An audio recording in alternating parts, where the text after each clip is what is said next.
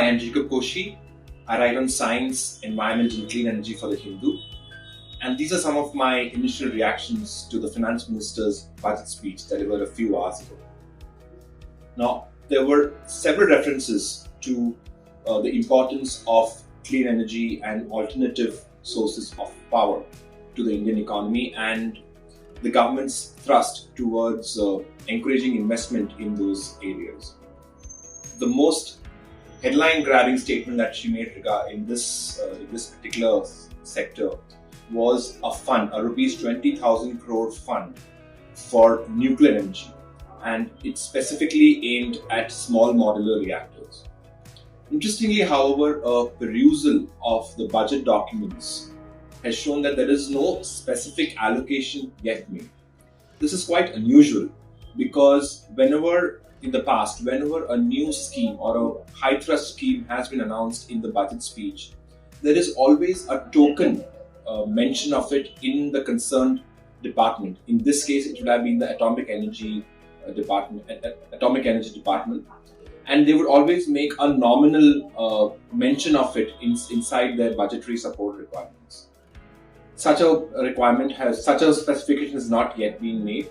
So it is unclear what exactly does the nuclear mission mean. She also said that India plans to have small reactors by at least 5 small reactors by 2033. But this actually is likely to tally into an announcement made last year, where the Bharat small stage reactors are expected to come online.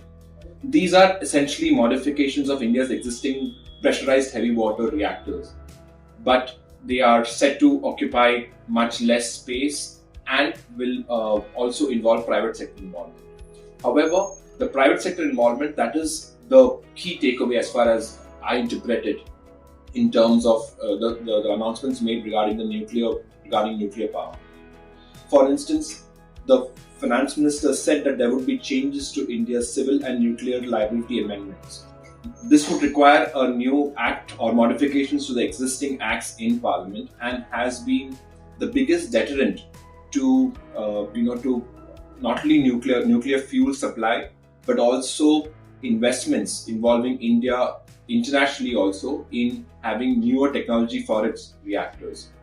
But there is no specific clarity shared, but there is clearly a conveying of intent that the government is laying out the field for private sector power players to invest in the establishment of new nuclear power, which India has considered absolutely essential to be able to meet its 2070 net zero targets. There was also an announcement of a critical minerals mission, and there has been a token 400 crores allotment for that. This is essentially to be able to spruce manufacturing of industries that require minerals such as cobalt and lithium, or in other words, to encourage the medium and small sector enterprises to be able to extract as well as recycle the use of lithium and cobalt, which can be used in batteries. And battery applications, of course, span a large gamut of sectors, from cars to mobile phone batteries. And finally, in terms of the larger thrust, the government towards solar energy, the government has again in this year prioritized the PM's Surya Ghar solar mission, which is a large, ambitious endeavor to provide solar rooftop connections to nearly 1 crore households.